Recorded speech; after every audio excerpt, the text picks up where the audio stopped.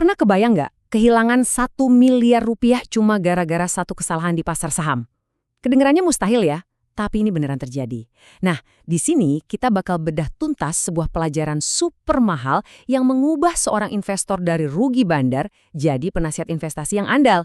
Oke, kita mulai langsung dengan sebuah kutipan yang jujur aja lumayan nyelekit dari Rifan Kurniawan. Kalimat ini nih, intisari dari semua yang akan kita omongin. Ini bukan buat nakut-nakutin ya, tapi buat nyadarin kita semua soal realita pasar modal yang sebenarnya. Coba lihat angka ini, 1 miliar rupiah. Ini bukan angka menang lotre, tapi angka kerugian. Boncos, ini harga yang harus dibayar untuk serangkaian keputusan yang keliru. Penasaran kan, gimana ceritanya duit sebanyak ini bisa lenyap gitu aja? Nah, ini dia biang keroknya. Kerugian raksasa tadi akarnya cuma satu. Sebuah mindset yang umum banget tapi sekaligus bahaya banget, yaitu jebakan pengen cepet kaya. Jadi gimana kronologinya uang semiliar bisa amblas? Semuanya dimulai dari bisikan panas seorang broker soal saham batubara yang katanya bakal naik gila-gilaan. Karena tergiur, langsung deh beli di harga 800. Pas harganya mulai turun, bukannya cut loss, malah nambah terus. Strategi yang namanya averaging down. Hasilnya apa? Bukannya balik naik, harganya malah nyungsep ke level gocap alias 50 perak dan jadi saham melati. Nyangkut bertahun-tahun, sampai akhirnya terpaksa dijual dengan kerugian yang, ya ampun, luar biasa besar. Kisah tadi itu contoh sempurna dari 3 dosa terbesar investor. Pertama, mindset pengen cepet kaya yang bikin logika jadi tumpul. Kedua, ikut-ikutan alias FOMO, nelen mentah-mentah info tanpa riset sendiri. Dan yang ketiga ini yang paling gawat, pakai uang panas atau uang dapur, bahkan uang utangan buat spekulasi. Jangan pernah ya. Oke, cukup cerita horornya. Sekarang kita geser ke bagian solusinya. Karena justru dari pengalaman sepahit itulah, Rifan akhirnya ngerumusin prinsip-prinsip investasi yang jadi kunci keahliannya sekarang.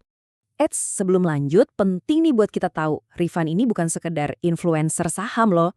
Dia ini seorang penasihat investasi atau PI yang berlisensi resmi OJK. Bedanya apa sama manajer investasi?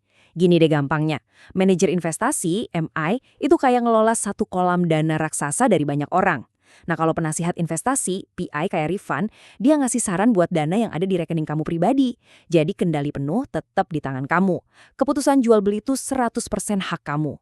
Nah, ini dia intisari dari semua filosofinya yang disaring jadi 3 pilar utama. 1. Benerin mindset. Buang jauh-jauh mimpi jadi miliarder dalam semalam. Investasi itu maraton, bukan sprint. 2. Kuasai money management. Belajar dulu deh jinakin puluhan juta, baru kamu siap ngelola miliaran. Dan yang ketiga, yang sering banget dilupain, temukan jati diri kamu. Kamu ini investor, trader, atau jangan-jangan cuma ikut-ikutan? Jawabannya itu nentuin nasib portofolio kamu loh. Sekarang coba kita lihat dari sudut pandang yang lebih luas. Soalnya, ternyata ada perbedaan yang fundamental banget antara cara orang kaya membangun aset dengan cara kebanyakan orang lain ngabisin duit. Ini kuncinya. Slide ini ngejelasin semuanya dengan gamblang banget.